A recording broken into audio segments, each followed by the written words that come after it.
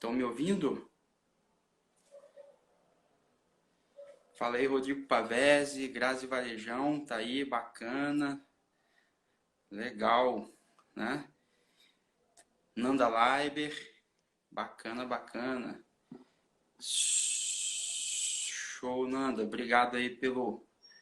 Tô te ouvindo, obrigadão.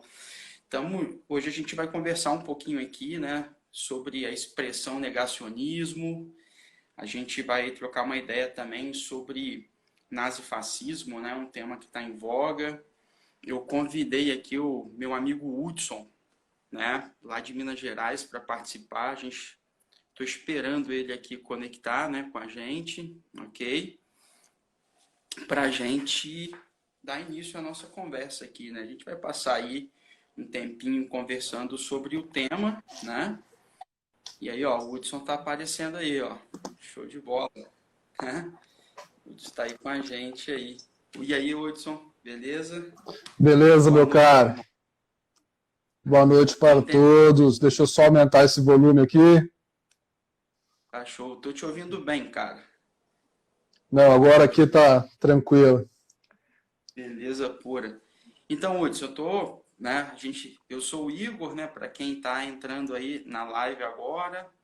Eu sou professor gestor do Madam, né, junto com os meus parceiros Tito e Daniel, né, a Fernanda também dando toda a assistência para a gente lá. Eu convidei o Hudson para a gente trocar uma ideia sobre o que é, né, a expressão negacionismo, né, e relacionar essa expressão aí a um tema que está muito em voga, né, há alguns anos aqui no Brasil, infelizmente, que é fascismo, neofascismo, nazismo, né?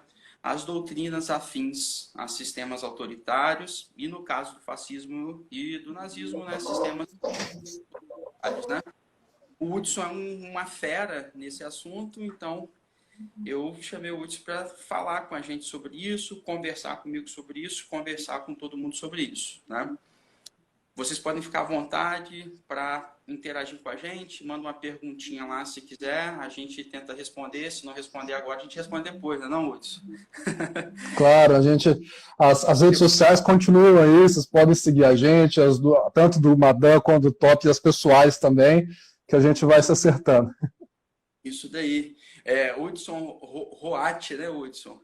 Isso, e o Hudson.roat é o pessoal, e @Biturina Top, o da instituição. Legal. Então é isso, gente. A gente vai começar a conversar então sobre esse tema que a gente destacou aqui, né? Ou seja, sobre o tema negacionismo e sobre nazifascismo. A gente vai tentar relacionar esses assuntos aqui, ok? Enquanto eu vou conversando com vocês aqui, eu vou olhando para o computador aqui para ver como que a gente está interagindo, tranquilo, né? E vamos começar um pouco, Hudson, falando sobre o que significa essa expressão aí, né, cara? Negacionismo, né? De onde vem isso? O que Igor, inicialmente, significa?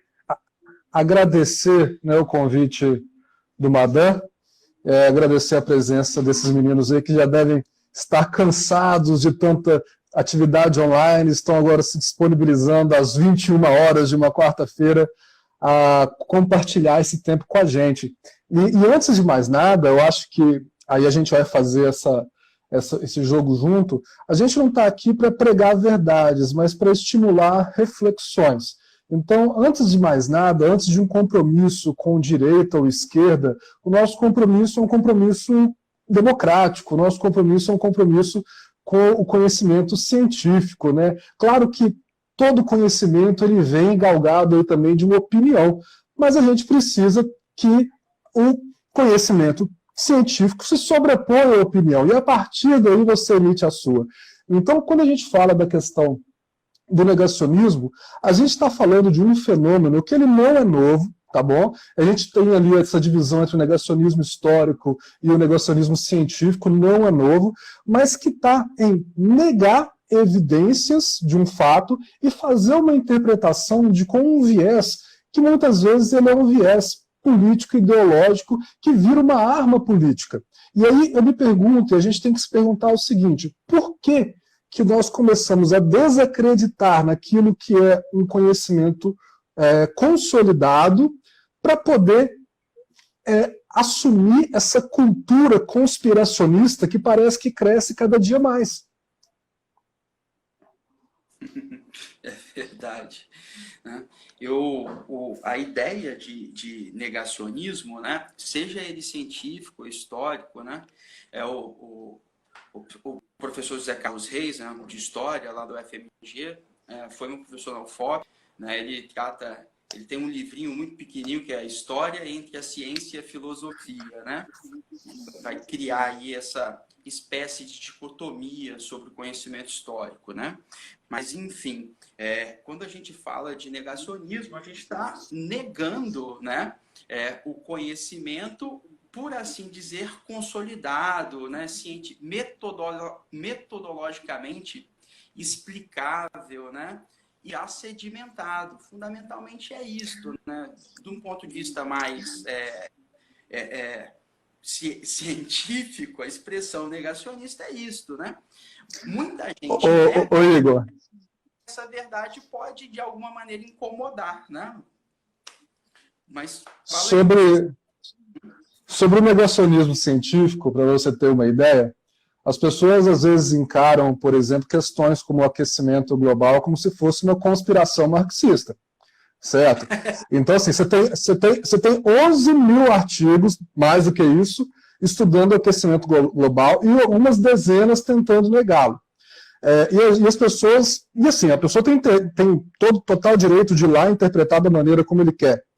Mas há uma coisa meio esquizofrênica aí nessas interpretações. Teve uma pesquisa em 2018 da Wellcome Global Monitor, e ela identificou que 35% dos brasileiros não confiam na ciência. Parece um número pequeno, Hudson. Quer dizer, então, que 2/3 dos brasileiros confiam na ciência? Confiam, até receber aquela corrente do WhatsApp e passar a acreditar no que o WhatsApp está falando. E esses 35% que já falam que não confiam na ciência, a gente não entende muito o porquê. E eu acho que a gente precisa refletir em que ponto que a gente deixou a coisa chegar para que haja um desinteresse pela verdade. Mais do que pela ciência ou conhecimento histórico em si. Por que nós chegamos nesse ponto onde há um desinteresse pela verdade? Isso daí. Então, aí a gente entra naquele ponto, né? Quando verdades incomodam, né? Aí a gente refuta, a gente conspira e a gente nega, né? É fundamentalmente isso aí, né? Eu sempre lembro do 1984, quando a gente começa a falar disso, né? Aí nasce uma expressão que é a não verdade, né? Ou o seguinte, os significados das palavras, eles passam a ter sentido inverso, né? Na verdade, a verdade passa a ser mentira, né? A verdade passa a ser mentira, né? E no 1984, tinha o Ministério da Verdade. O que o Ministério da Verdade fazia? Ele manipulava a realidade, né? A verdade. Ele criava uma verdade conveniente. Ele apagava o fato, né? O que aconteceu, né? Fulano assassinou Cicrano. Aí o jornal era apagado, todas as cópias eram incineradas, e aí escrevia-se uma nova notícia. Não, Fulano foi salvo por Beltrano, né? Se isso fosse conveniente para aquele momento. Então, esse incômodo, né? Esse incômodo gera a verdade. Teria a verdade, gera um incômodo e as refutações, as negações, etc. Né? Mas é uma questão importante, Igor, que, assim, nós, enquanto historiadores, é óbvio que a gente tem que revisar quando você tem evidências de que há algo para se revisar. Não há nada de errado em, jogando luz numa nova prova, você pegar um evento histórico e reinterpretá-lo. A questão do negacionismo não é essa, é que ele olha para a evidência, nega, né, disfarça as aparências, como diria a música, e faz uma interpretação maluca, fantasiosa do jeito que ele quer. Em alguns países, por exemplo, já que a gente vai falar de Holocausto mais para frente, você promover o revisionismo do Holocausto, por exemplo, é crime. Na Alemanha é crime. Isso. Então, não se trata de ignorar. Hudson, nós descobrimos hoje uma nova fonte que vai, né, mudar tudo que a gente sabe sobre determinado assunto. Beleza, vamos nos debruçar sobre ela e vamos entender o que está acontecendo. Agora, diante de um fato, de um conhecimento consolidado, você simplesmente ignora, esse é o problema. E é um problema não apenas para a ciência, como para a história. A Mariana Junqueira, que é uma professora da USP, ela bate muito na tecla de que negar esses eventos do passado e do presente ameaça o conhecimento num contexto geral e a própria democracia.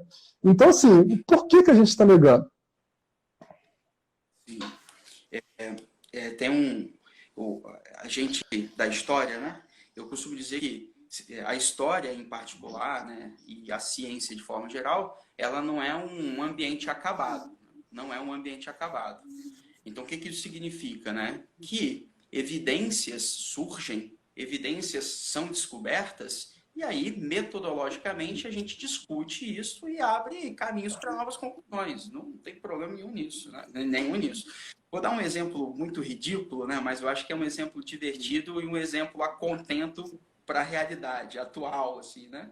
Pô, vamos tomar cloroquina que a gente vai curar a gripe, né? O Covid-19. Tá, beleza, vamos tomar. Só que aí a gente experimenta e conclui que não cura, porra. Aí você vai tomar isso? Você vai continuar tomando? Não. Né? A gente tem que se debruçar sobre o conhecimento, exaurir as alternativas sobre este conhecimento e aí, claro, né, chegar, por assim dizer, a uma verdade. E como a gente disse agora, né, ela não é final, ela não é absoluta. Mas, reorganizando esse conhecimento, a gente vai reinterpretando esse conhecimento, mas a gente não pode desprezar o conhecimento, né? Só porque ele me incomoda, ele não é conveniente para mim. A metodologia, né, ela passa por isso, é critério para evidências e fatos. Então, quando você nega a evidência, você, por consequência, nega o conhecimento. E assim, os que estão aqui na live com a gente podem mandar as mensagens aí, mas você já deve ter escutado: o Holocausto nunca existiu, nazismo é de esquerda, não houve ditadura no Brasil, não houve golpe militar em 64. A gente está falando aqui só de alguns elementos, mas virou uma arte distorcer a verdade. Isso aí. Nem sempre, quando um negacionista nega, né, ele está mentindo, por assim dizer, mas ele sempre está distorcendo. É bom que se diga isso, né? Então, a ambiguidade é uma arma muito forte do negacionismo. Essa ambiguidade, essa coisa, esse discurso. Mas eu não quis dizer isso. Mas era isso sim que você quis dizer. Ou desfoca, ou tira de contexto, né? Ou de maneira muito livre e abstrata. E aí, aí a gente percebe a conveniência, né, da fala do sujeito. Eu vou dar um exemplo aqui, e assim, é quase que impossível a gente não entrar no cenário político atual. Mas, como eu falei, sem nenhuma questão ideológica, apenas analisando o que foi dito em si. Eu não sei se foi 2018. A gente não está aqui para... Acabou falhando o seu áudio. Mas, assim, o nosso... Isso. O nosso presidente, em 2018, não sei se foi 2018, mas ele deu uma entrevista para a Cultura, que ele falou assim: se você for ver a história realmente, o português não pisava na África, os próprios negros entregavam os escravos. Olha que frase totalmente genérica, repleta de erros, e ele veio a se tornar depois presidente. Eu não sei, eu acredito que ele deu essa entrevista antes da eleição. Dentro de uma frase como essa, você omite totalmente o nosso modelo de escravidão comercial, você omite várias verdades e permite uma interpretação totalmente ambígua, principalmente no sentido de escravidão que existia no continente africano e essa escravidão arraigada ao continente europeu durante todo o período da modernidade. Então, assim, a gente inicia-se com uma questão de responsabilidade. certo? Quando a gente olha, por exemplo, a questão da escravidão, estima-se que mais de 12 milhões de africanos foram traficados da África, que 5 milhões e meio pararam no Brasil, que mais de 660 mil morreram só nas viagens, e o português não pisava na África, era o negro que entregava o próprio escravo lá. Então, olha a falta de responsabilidade dentro desse contexto. O Luiz Felipe de Alencastre, né, ele escreveu, historiador, ele é relativamente popular, ele escreveu na revista Veja durante muitos anos, embora ele tenha essa mancha no currículo, ele é um historiador de respeito. E ele escreveu O Trato dos Viventes, né, e ele fala que a coroa portuguesa, ele comprova que a coroa portuguesa faturou muito mais com tráfico negreiro do que com ouro e cana-de-açúcar juntos, cara, né? E aí você, atribui, né, a responsabilidade pela escravização do negro ao negro. Pô. Claro que não, né? Isso é canalice, né? Isso de uma infantilidade de conhecimento muito grande, né? Sem aqui desmerecer as crianças inteligentes, que são muito inteligentes, perspicazes, né?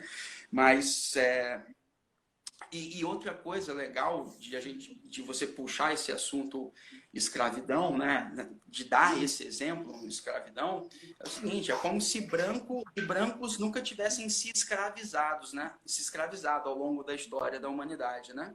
Em contextos diferentes, né? Você tem escravização de branco sobre branco, por exemplo, né? Quando se fala que negros africanos escravizavam negros africanos, na verdade está se falando de grandes reinos africanos que disputavam estruturas de poder entre si e que muitas vezes um dominava o outro, né? E isso aconteceu também entre grandes impérios brancos na Europa da Antiguidade, enfim, né? Então, assim, se a gente não fizer as pontuações, né, nesse caso históricas, né, conforme elas eram organizadas naquele tempo histórico, a gente vai construir um conhecimento super distorcido, que dá margem para interpretações super erradas e que dá margem para, por exemplo, racismo, né? Exatamente. Ou seja, dá margem para violência. O que é pior ainda, porque a questão ela entra muito no sentido de que, é o que eu falei, né? A escravidão ela existiu de diversas formas, mas esse modelo comercial ele está vinculado, obviamente, ao europeu e, no caso, a escravização do africano preto, que era considerado inferior e que depois tentou se comprovar isso cientificamente e óbvio que foi sempre um fracasso essa tentativa de comprovar, porque isso não existe. Mas parece que tem gente, parece não, a gente sabe que tem muita gente por aí, porque o que acontece? O problema do Brasil, e não apenas do Brasil, mas no nosso caso específico, é esse racismo velado, que é aquela coisa, eu não falo que eu sou racista, tá bom? Eu não vou falar. Mas eu sou. Agora, se fosse, porque hoje é crime se eu falar, e se fosse na década de 20 ou de 30, como que essas pessoas se comportariam? Será que elas iam se segurar? Será que elas iam falar assim, não, tá todo mundo igual, né, não sei o quê? Não, a gente sabe que não. Falou um negócio aí que eu achei sensacional, né? Eu vi esse filme há algum tempo e essa semana eu vi de novo o filme, cara. Olha Quem Está de Volta. Você já assistiu esse filme? Cortou seu áudio, eu não ouvi. Eu assisti a um filme eu vi o filme tem muito tempo e assisti de novo esses dias. Olha Quem Está de Volta. Já assistiu esse filme? Não, ele tá na minha lista. Então, cara, aí encaixa direitinho com o que você fala. Pô, hoje, né, se o cara for racista, se o cara for machista, se o cara for um criminoso, um desgraçado, né, ele se esconde, ele tenta, né, não demonstrar, né? Agora, se ele tiver num cenário que favorece ele se manifestar, cara, basta um falar uma idiotice que 1 milhão fala um monte de idiotice. O subsídio moral é muito mais perigoso que o legal. Claro, total. Se alguém, né, sobretudo se for alguém que é uma boa referência para você, né, diz Uhum. que você gosta de ouvir, porra, você sai falando aquilo para todo mundo, sai reproduzindo, sai executando barbaridades, né? Você vai além do limite do falar, inclusive, né? O filme, Com certeza. o Hitler estava em coma, aí saiu do coma 40 anos depois, e aí ele começou a pregar lá as barbaridades que o nazismo pregava, né? E as pessoas, legal, é verdade. Imigrante não é legal, muçulmano não é legal. E aí você começa a reproduzir um ciclo de violência, né?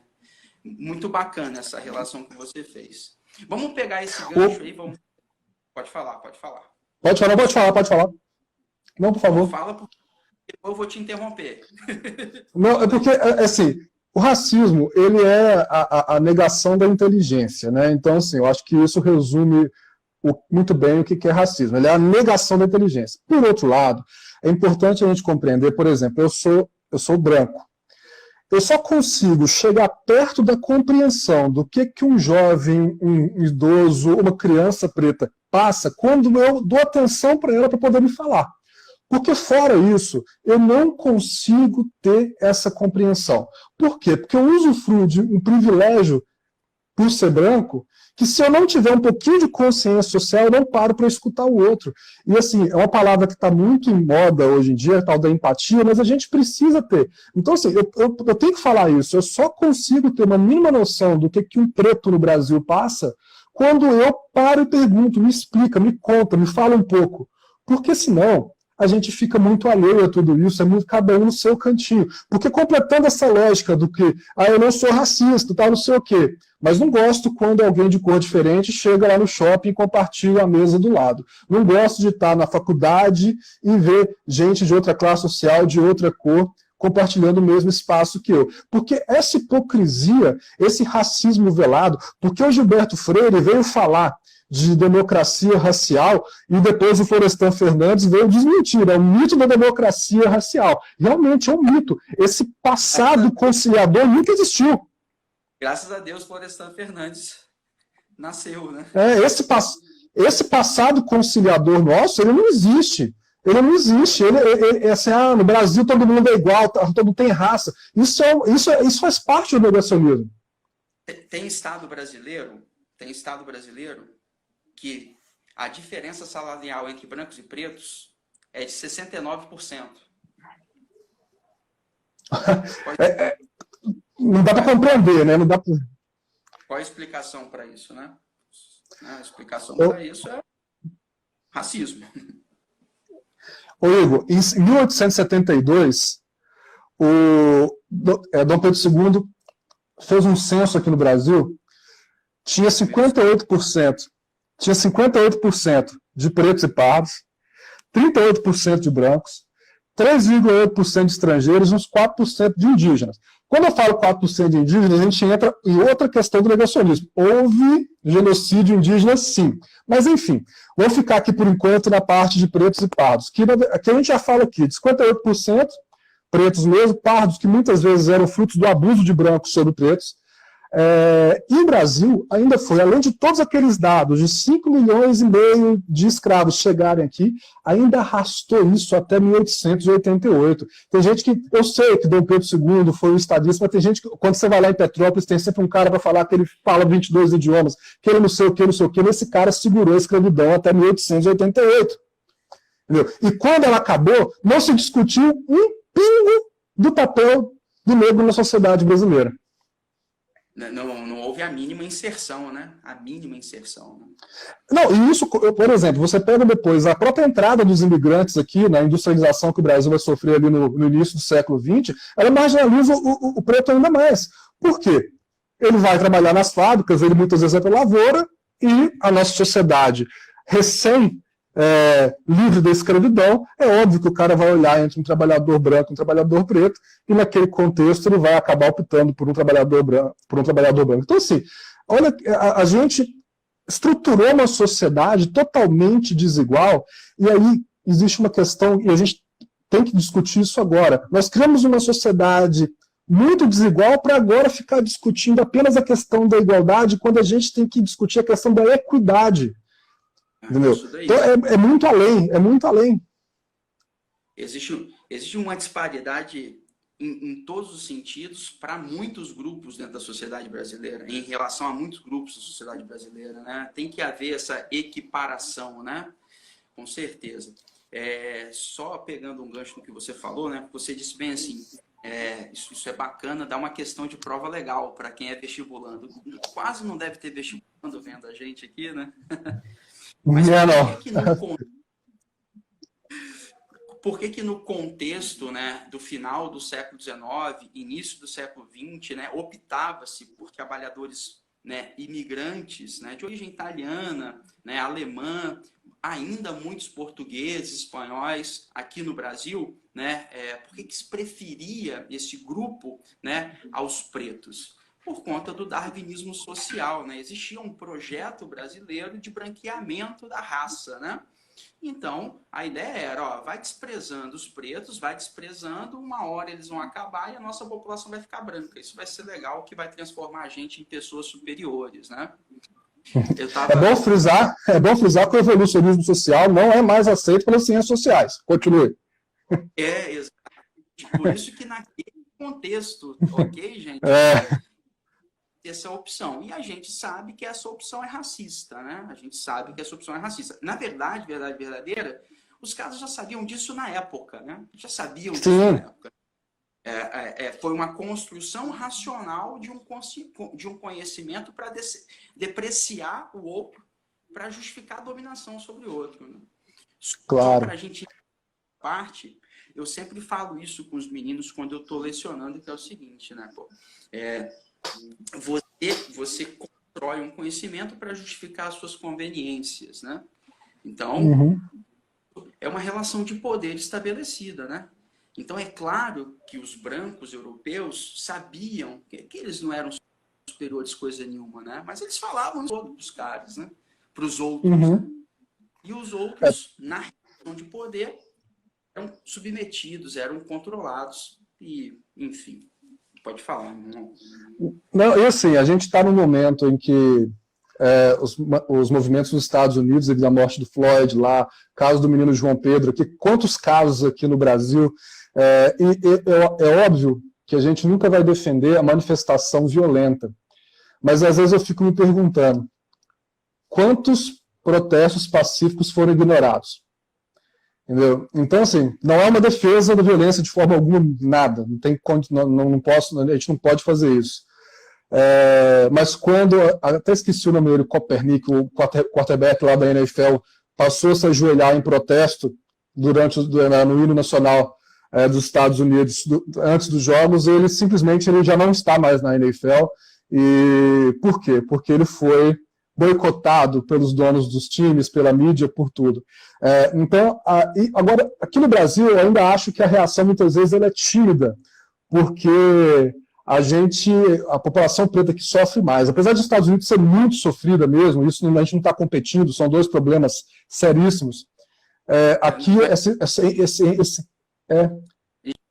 sabe por quê? Sabe o que e sabe o que eu imagino? Como nos Estados Unidos, em alguns estados, né, você teve a segregação racial mesmo, ficou aquela coisa que a luta faz você vencer. E aqui essa coisa velada, você conquista um direito ali, alguém chega e passa pano, entendeu? Alguém chega e passa pano. Gente, a casa daquele menino estava cheia de buraco de bala, o pessoal sumiu com o corpo dele, a família teve que procurar 24 horas pelo corpo.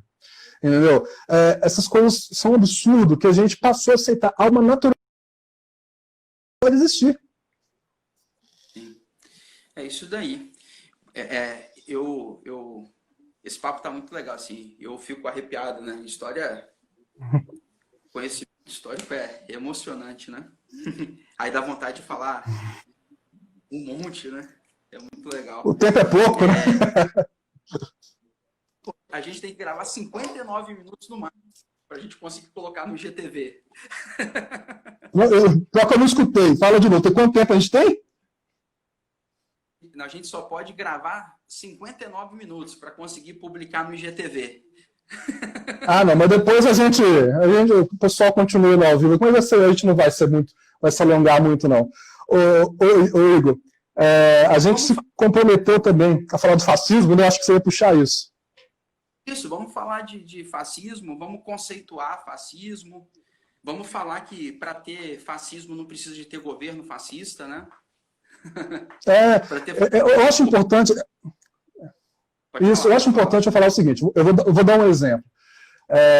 Eu tenho um amigo judeu e ele, certo dia, ele se sentiu ofendido no sentido de que vocês estão falando de fascismo, nazifascismo, vocês não sabem o que é isso mesmo. Eu falei, não se trata disso. Não é todo regime fascista que promoveu o Holocausto.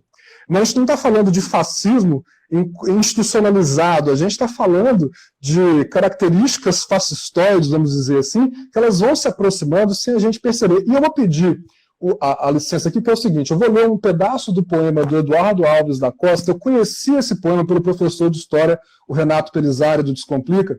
Ele já veio aqui dar algumas aulas para a gente, e assim, ele leu esse poema no início de um sarau. É o poema de um brasileiro, o carioca, e ele fala o seguinte, e reflita sobre isso, sobre o que a gente está passando.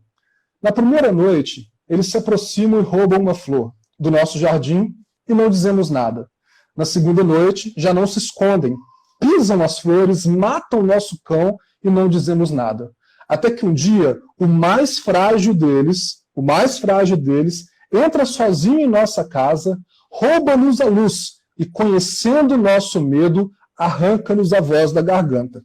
Então, olha só, o Karnal fala que a cadela do fascismo está sempre no cio, está sempre ali pronto para reproduzir. E ela está prenha. Ela está prenha. Sabe aquela conversa dos compadres que estão andando no meio da roça, aí encontra um monte de esterco. Aí um fala para o outro assim, acho que é bosta. Aí o outro fala, chega lá perto e cheira, eu acho que é bosta. Bota o dedo, tem textura de bosta. Precisa botar na boca para saber? Não precisa, gente. Não precisa chegar a esse ponto. Entendeu? Eu acho que vamos começar com essa reflexão. Corta o mal pela raiz, não deixa o ovo, não deixa a serpente o ovo, né? Não deixa a serpente. Exatamente. O que você falou é bem legal, cara. E a gente não pode relevar exaltação de violência, né? Repressão. A gente não. Isso vai caracterizando sistemas que vão dar no fascismo. Não tem jeito, né? E é bom a gente fascismo aqui, né? O fascismo é uma doutrina de caráter direitista, subvencionado, patrocinado e organizado pela burguesia de acordo com os interesses da burguesia. Porra, o Igor é um comunista desgraçado. Não, eu não sou comunista, já vou falar isso de antemão. Eu gosto aqui da minha propriedade, tá entendendo? Embora o marxismo não queira por fim a propriedade, né, de uso pessoal, o socialismo não vai tomar sua casa, não. Ele vai estatizar, né, a propriedade, o meio de produção, né, os meios de produção. É fundamentalmente isso, né? Mas a gente não vai entrar nessa questão agora. Mas, enfim, o fascismo é uma doutrina de direita organizada, subvencionada pela burguesia, a fim de manter e estruturar o sistema capitalista. É fundamentalmente isso, resumidamente é isso. Agora, a estrutura que nos leva ao fascismo, as outras grandes características do fascismo, elas são sempre atreladas a ambientes de muita violência, uma violência extremamente ascendente. E a primeira coisa é você falar que o outro não merece, que se morreu, eu não sou coveiro para enterrar, que 7 mil pessoas é o custo de segurar a economia, que bandido bom é bandido morto. Esses tipos de discurso, eles vão aos pouquinhos naturalizando um ambiente de violência e vão estimulando... Em doses homeopáticas. Em doses homeopáticas, exatamente. O comportamento grosseiro de um sujeito vai estimulando comportamentos grosseiros de pessoas que tinham vergonha de ser grosseiros. E agora simplesmente perdem a vergonha porque, institucionalmente, eu estou criando mecanismos de justificação, de justificativa, me perdoe. Né? É bom lembrar que Hitler chegou ao poder, né, no sistema democrático. Mussolini chegou ao democrático. E no Brasil... Eu ia citar isso, Igor. Eu ia citar isso. Os dois foram institucionalizados. Exatamente, né? A IB aqui no Brasil disputou eleição, pô. Né? Disputou eleição. Uhum. Tinha escola, a IB tinha escola. Né? Exatamente. Então, para ter fascismo não precisa de ter governo fascista. É bom que se diga isso, isso é importante. E é isso que eu estou dizendo. Inclusive, no Brasil não tem governo fascista, né? Agora, pode ser que daqui a pouco tenha. Ô Igor, eu gostei muito dessa parte que você fala que, né, não precisa ter um governo. Mais do que a definição do fascismo lá no período entre guerras, é exatamente esse ponto. A gente pode... O fascismo, enquanto Estado, é um Estado a revelia do Estado de Direito, certo? E pautado em supostas superioridades, correto? Eu vou fazer um paralelo aqui, só para a gente poder fazer uma reflexão. É óbvio que tempos diferentes têm moldes diferentes, manifestações diferentes, institucionalização diferente. Mas pensa comigo. Vamos lá, pessoal que está aqui na live com a gente. A Itália, não vou falar de marcha sobre Roma, nem nada disso. O Igor já falou que Mussolini ele foi lá colocado pelo Vítor Emanuel como o Duce, certo? Então vamos pensar assim. O partido Mussolini tinha maioria no parlamento, né? Nessa altura. Não, tudo bem que a marcha sobre Roma já foi uma coisa meio golpista, mas ele foi colocado de forma institucional lá. Então, olha só. A Itália, o terreno para a Itália fascista é uma crise política e uma crise econômica. Correto? A gente está falando aí após a Primeira Guerra Mundial. Nós temos, então, avanço de ideias socialistas. Olha só, naquele período, sim, ideias socialistas radicais. Essa polaridade ela era real, certo? A esquerda, o socialismo da época, queria implantar, às vezes, uma ditadura do proletariado no molde russo, lembrando que a Revolução Russa aconteceu pouco antes. E há uma reação da ala ultraconservadora, da ultradireita, da extrema-direita, e aí sim, lá naquele caso, você tem de fato uma polarização entre esquerda e direita que elas eram, sim, ao extremo. Esse recurso retórico atual de guerra ao comunismo é esquizofrênico. O socialismo real já morreu, certo? Ele já morreu. Vamos continuar. Então você tem a polarização política real. Mussolini, o que ele fazia? Ele valorizava, então, já que as ideias de esquerda estavam crescendo, ele valorizava essa desordem, esse desequilíbrio. Por quê? Porque aí aparece a figura do Salvador. E aí, no caso, era ele. E na hora que eu vejo as manifestações de hoje contra o Legislativo e contra o STF, o que eu estou fazendo? Eu estou valorizando a desordem para a figura do Salvador ser um só. Eu não estou dizendo que vai se converter num Estado fascista, nem nada disso. Mas... Não, ele usou uma frase do Mussolini há pouco tempo. Essas coisas a gente, como eu falei, elas precisam, as características precisam estar aí. Não precisa ser a integralidade. Isso. Cara,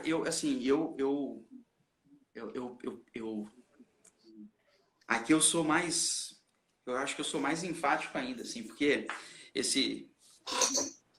você vai criando ali micro mentalidades que no final transforma um comportamento geral da população e num determinado momento você tem essa estrutura autoritária e totalitária imposta mesmo. Isso pode acontecer a qualquer momento não, num processo. Isso pode acontecer num processo. E o processo começou.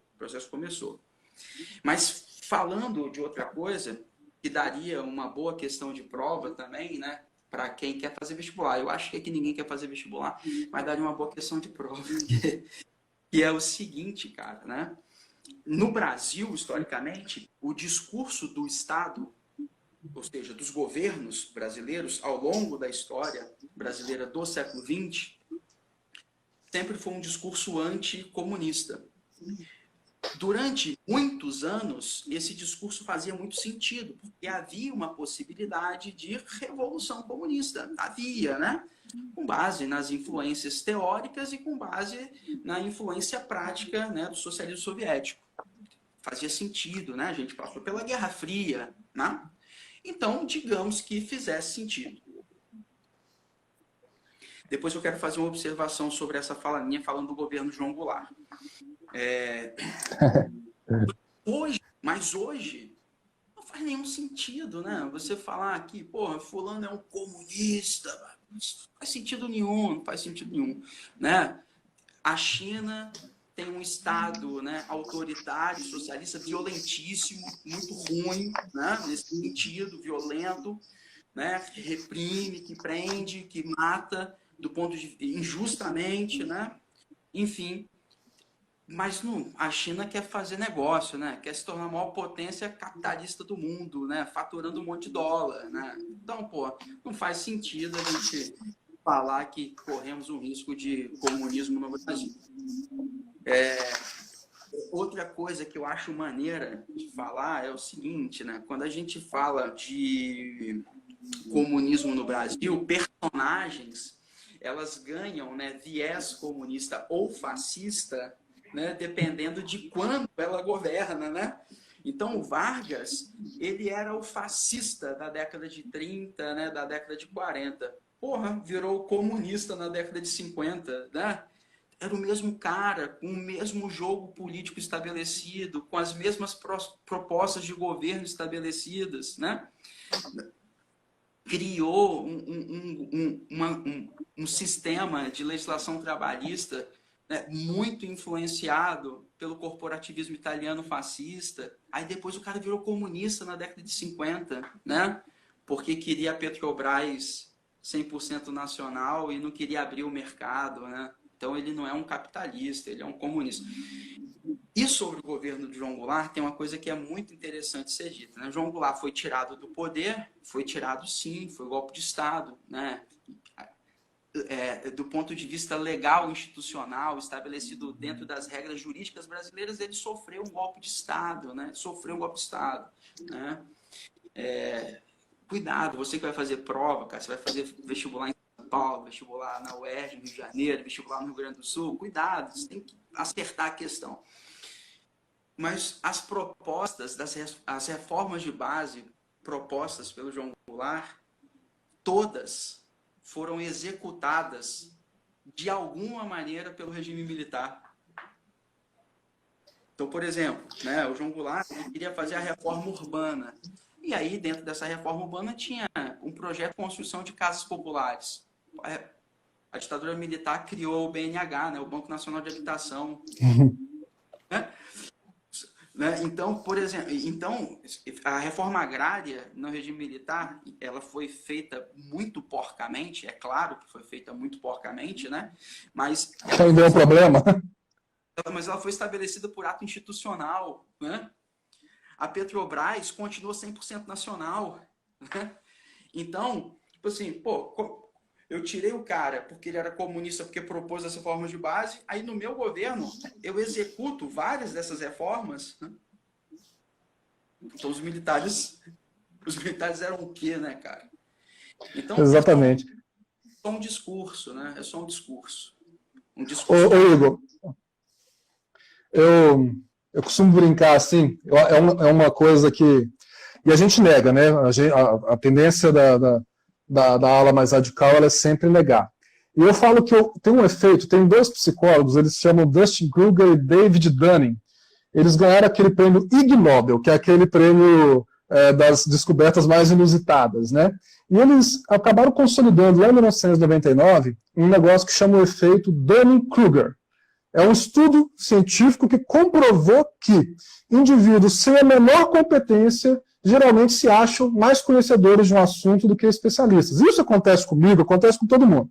Agora, e eles mostram que quanto maior a ignorância, e ele quer ser ignorante de alguma forma, ele mais entende, ele mais acha que entende daquele assunto. O estudo foi feito com analistas de sistema, como que eles se viam. E esse efeito Dunning-Kruger, cara, ele está presente na nossa sociedade, ele está crescendo de tal forma que, assim, todo mundo virou um sabichão, todo mundo virou especialista na cloroquina. Eu não estou dizendo que hoje nós passamos de 46 mil mortes. Eu não estou dizendo que dela não se pode sair um remédio. Eu não estou esperando a comprovação científica. Mas, assim, em termos de história, então, mais vale o tiozão que fala na ditadura eu podia sair de casa, que ninguém me roubava, do que entender o que de fato foi a ditadura no Brasil. Cara, Você falou aí na ditadura a educação era boa. Quantas vezes a gente não ouviu isso? Não, educação é de qualidade. Muita gente fala isso, muita gente fala isso. E quando eu falo muita gente, é muita gente que a gente considera inteligente, que a gente considera pessoa que experiente, que passou pela universidade, muita gente. Minha mãe é advogada. Deixa eu te dar um exemplo. Eu tenho um amigo super inteligente e ele debateu ferozmente comigo que a política armamentista do atual... Olha o absurdo, ele é inteligente. Que a política armamentista do atual governo tem como um dos objetivos estimular o esporte olímpico brasileiro. E ele defendia isso com unhas e dentes. Ah, não, é só assim que entendeu? Aí eu parei. Eu falei, não, vamos depois sentar, tomar uma cerveja e discutir outra coisa, porque não dá para seguir nessa linha. Não dá para seguir nessa linha. Aí, cara, quando eu estava falando lá da educação boa durante o regime, né? Pô, por que no final do regime a gente tinha mais de 50% da população brasileira analfabeta? Foi tudo ótimo. A gente teve 21 anos de regime e mais da metade da população brasileira analfabeta, né? Isso é curioso de... Não dá, né? Aí não dá. Né? Cara, eu queria, voltando aqui para falar de nazifascismo, tem uma coisa que eu acho legal aqui de a gente falar, que, aliás, né, você falou da experiência dos psicólogos, né, do efeito. A gente começou a conversa aqui falando de negacionismo, né? O negacionismo é justamente isso, né? Verdades que são inconvenientes, aí a gente refuta falando um monte de besteiras, né? E ainda termina bem assim a frase, que é a pior expressão que nasceu na língua portuguesa nos últimos 500 anos. É bem assim, na minha opinião. Esse é quando eu estou em sala, eu falo só, na minha opinião significa o verbo não saber, ok? Então ouve o que eu estou falando aqui, porque, né? Na minha opinião, é o verbo não saber. Mas eu, trocando mais ou menos de assunto, né? Mas ainda na mesma seara, é o seguinte, cara. Quando eu tô explicando nazifascismo, né? Aí chega naquela parte que eu falo de onde vem a palavra nazista, né? E eu falo que é a junção de nacionalsocialismo, né? São duas expressões alemãs que juntando dá nazismo, né? Nacionalsocialismo junta tudo e vira nazismo, que era mais fácil as pessoas falarem. Aí você fala, pô, professor, mas o nome do partido nazista era Partido Nacional Socialista. Socialista. Trabalhadores alemães, eu falo, pô, mas o partido não era antissocialista, ele não era antimarxista. E aí eu explico isso de duas maneiras. Uma, eu falo, ó, o Hitler, o nazismo, né, que nem é uma criação exatamente do Hitler, né, tem todo um jogo ideológico, toda uma doutrina escrita, organizada, pensada por um monte de grandes conhecidos como grandes intelectuais alemães até então, né? Enfim, e aí eu falo assim, ó, tem uma coisa, o nazismo, ele entende socialismo conceitualmente de uma forma diferente. Então, socialismo para o nazismo é outra coisa. E aí eu explico as características do nazismo, né? E aí eu falo assim, e a outra coisa que talvez seja mais importante do que você entender o que é o nacional-socialismo do ponto de vista conceitual é o seguinte, é que o discurso fascista, de maneira geral, e o nazista, de maneira particular na Alemanha, o discurso desses caras, eles sabem jogar muito bem com as palavras. E aí, né, eu explico para eles a diferença entre significado e significante, né? Então, aí eu dou um exemplo que eu acho bem legal e eu mostro isso para eles, que é bem assim, ó, belo, te vem o que à cabeça? Aí os caras, pô, belo vem um dia ensolarado, águas calmas, né? Uma grama verde, né? Uma brisa refrescante, é isso que é belo, legal. Aí eu mostro a foto do cantor Belo, Hudson. Aí eu falo assim, esse cara aqui é bonito? Aí o pessoal, não. Eu falei, pode crer, então. Então, quando ele escolheu esse nome para ele queria que todo mundo achasse que ele fosse bonito, que ele fosse talentoso, que ele cantava muito bem, etc. Então, por que, né, que os nazistas escolheram o Partido Nacional Socialista dos Trabalhadores Alemães? Porque queria atrair a massa, queria ganhar apoio da massa. Ô, Igor, e você falou daquela parte da... Pode falar, Hudson. Só para te complementar, você falou daquela questão das doses homeopáticas. Até 1933, parte da esquerda alemã achava que o Partido Nazista ia ser aliado na causa trabalhadora. Continue, por favor, perdão. Exatamente, né?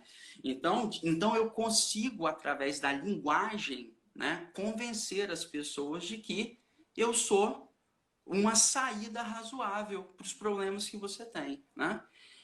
Uhum. Quer um exemplo muito lindo de dar? Poxa, eu vou ser candidato a presidente e eu vou representar a nova política e eu vou combater a corrupção.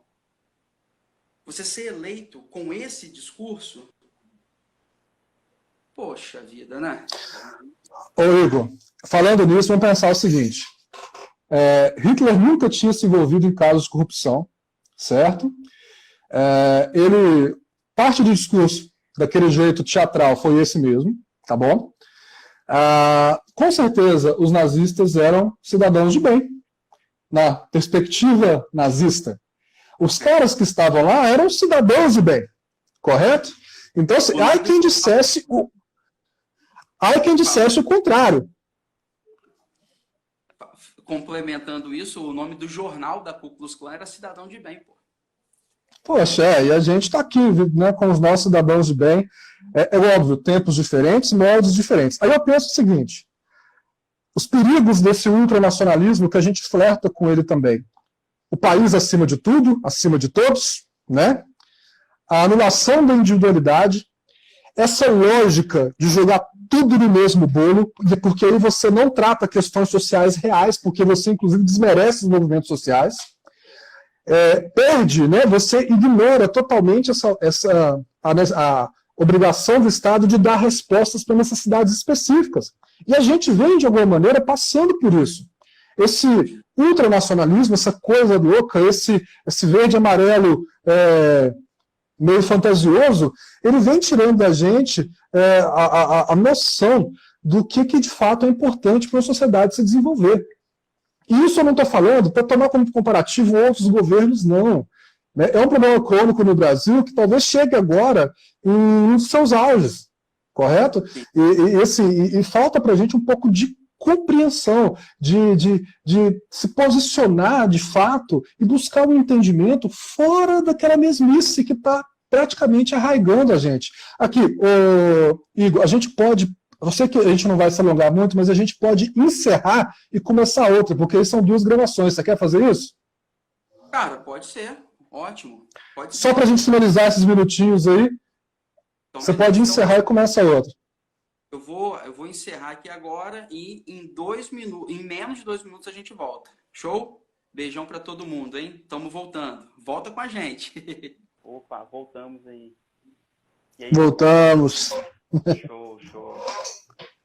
Estão me ouvindo melhor aí? O áudio? Tranquilo. Igor, aproveitando o pessoal que está retornando aí, agradecer a presença dos alunos, alguns professores aqui de Valadares também, companheiros de trabalho que vieram, né, que estão aqui prestigiando a gente. Davi deixou uma mensagem interessante na questão de prova, a diferença, questão de história e memória. Então, assim, tem uma galera aqui, e tem uns alunos aqui que eu conheço que eles são faca na caveira mesmo, assim, apesar de eu odiar essa expressão, mas assim, é como os define em termos de ritmo de estudo. Então, agradecer a galera que está presente aí, porque é uma luta. Show, verdade. Beleza. Legal, pessoal, voltando aí, pô, bem legal a galera voltando. Tem muita gente que eu estou vendo aqui que é meu aluno aqui do Madan, né? E muita gente que foi meu aluno aí no top. Legal ver essa galera de novo aí, muito bacana ver vocês aí. Ô, Hudson, vamos mudando aqui devagar. Aqui, ó, a Clarissa falou bem assim, ó, vocês são sensacionais. né? Muito legal. Eu falo que eu faço falta aí no próximo. Eu sinto falta de vocês também, mas foi por uma boa causa, tá? Eu e o Hudson, a gente tinha combinado já, né, Hudson? Aliás, hoje a gente está cumprindo parte de top, né, para dar aula durante o ano, né?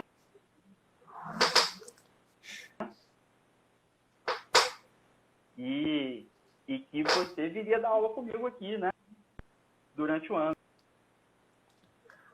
A gente fez esse acordo lá na nossa despedida, né? Sendo um pedaço desse cenário. Infelizmente, eu não consegui saindo.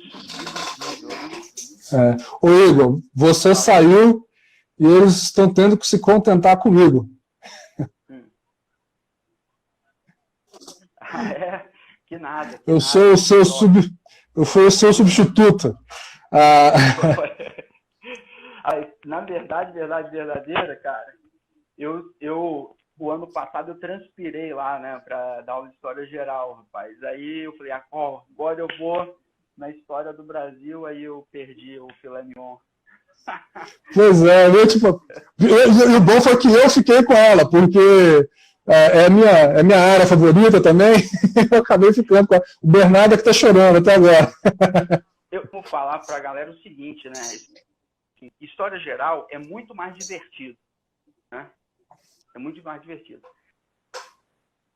Mas dar aula de história do Brasil é mais fácil, porque é menos período histórico para trabalhar, né, cara? Pô, você brinca com mais facilidade ali na hora de iniciar o conteúdo. Mas vamos voltar aqui, cara, vamos trocar mais uma ideia. Isso. Agora a gente pode ficar aqui mais quanto tempo a gente quiser, pelo menos mais uns 50 minutos, né? Mas a gente vai chegando para o final, né? A gente estava falando, a gente parou. A gente estava falando aqui, eu estava falando aqui de algumas características que elas se apresentam hoje para a gente, e a coisa a gente não interpreta. Eu falei, né, da questão do ultranacionalismo, e uma coisa também que a gente tem que ficar observando são as maneiras de repressão e intimidação dos adversários políticos, certo? A gente às vezes esquece que isso acontece muito aqui no Brasil. A gente intimida, né, adversários políticos. Não apenas adversários, mas grupos sociais que não condizem com a gente. Ou você já se esqueceu que as minorias têm que se adaptar, ou então vão desaparecer. Lembra disso? Então, assim, tá vendo como é que a gente acostumou a naturalizar o absurdo?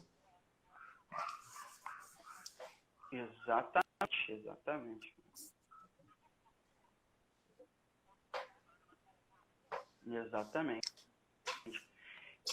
Com isso, cara, com isso, o seguinte, né? Uma característica fundamental dos regimes totalitários, né, à direita ou à esquerda, né, é controlar as massas, né? O controle exercido, nós institui um regime totalitário, controle sobre as massas, né? Havia civil brasileira que se opunha ao regime, né? N grupos que se opunham ao regime, né? O Corinthians, né, se mobilizou muito no final da década de 70 e na década de 80 contra o regime, né?